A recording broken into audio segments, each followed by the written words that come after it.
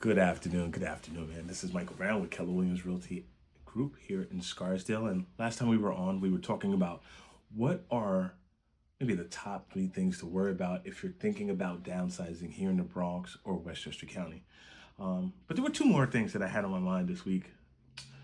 One of them was how to protect the equity, right? Because sometimes you're going to lose a lot of it in closing costs, whether you're selling, buying, right, doing both.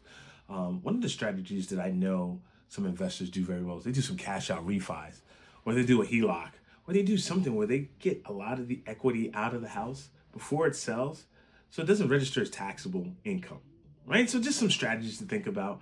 The other thing to think about is you're downsizing. What size of house do you really need now, or apartment, right? Do you still need 2,000, 3,000 square feet?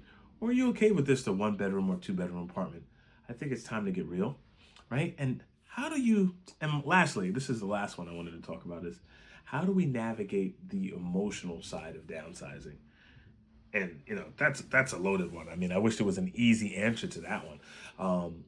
But there's some really tough emotional decisions that have to be made when it's time.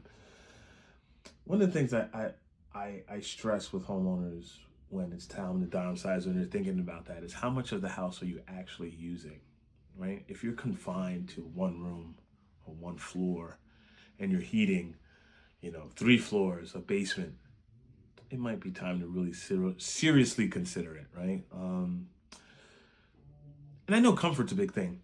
My father-in-law, it was hard to get him out of the house before he passed, right? So I get it. But I think you have to make a tough decision to figure out, do I need all this space? And what do I want my life to look like from here on in? Do I want to be able to walk to everything?